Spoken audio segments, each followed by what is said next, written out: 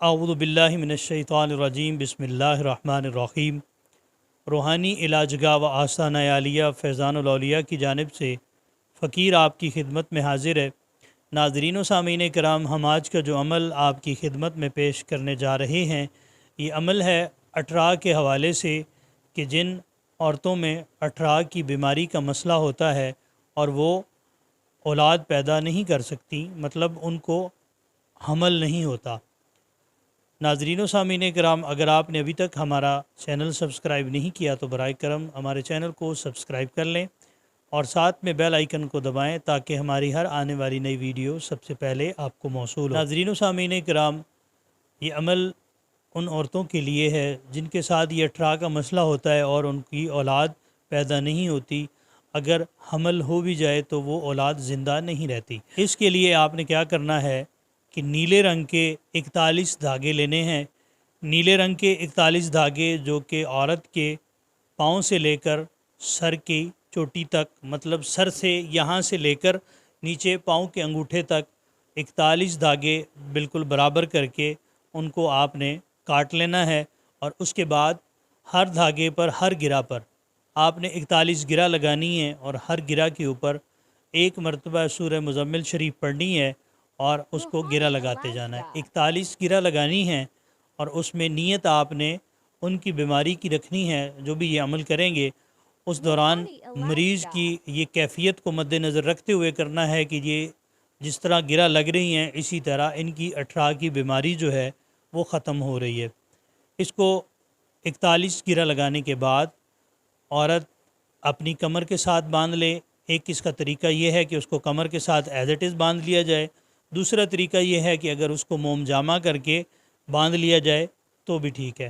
پھر کیا کرنا ہے کہ جب اولاد پیدا ہو جائے، اولاد پیدا ہونے کے بعد ہر سال اس دھاگے کو عورت کمر کے ساتھ باندھ لے، اور جس وقت بچے کی ولادت ہو جائے اس دھاگے کو اتارنا ہے اور اس کو موم جامہ کر کے بچے کے گلے میں ڈال دینا ہے۔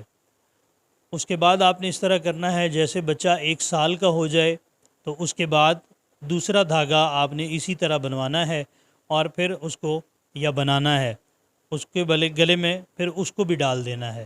اس طرح کر کے جب بچہ 11 سال کا ہو جائے گا تو یہ آپ کے 11 دھاگے بنیں گے، اور 11 سال کا جب یہ بچہ ہو جائے گا تو اس کے 11 کے 11 وہ دھاگے جو ہیں وہ آپ نے نکال لینے ہیں، اور اس دن سیدنا شیخ عبد القادر جیلانی رحمۃ اللہ تعالی علیہ کی 11ویں شریف کا ختم دلانا ہے، اور بچوں میں شرینی وغیرہ تقسیم کرنی ہے۔ تقسیم کرنے کے بعد آپ نے ان 11 کے 11 دھاگوں کو لینا ہے اور جا کر کسی ویرانی جگہ پر دفنا دینا ہے۔ ویرانی سے مراد یہ قبرستان میں بالکل دفن نہیں کرنا، آپ گھر کے کسی کونے میں جیسے کہ کیاری وغیرہ میں اس کو دفن کیا جا سکتا ہے، یا کہیں کھیتوں میں کسی درخت کے نیچے آپ دفن کر سکتے ہیں۔ قبرستان اور کسی گندی مندی جگہ پر اس کو بالکل دفن نہیں کرنا، اس کو وہاں پر دفن کر دینا ہے۔ انشاءاللہ تعالی بچہ خوب پھلے گا، پھولے گا، اور وہ عمر درازی ہوگی اس بچے کی۔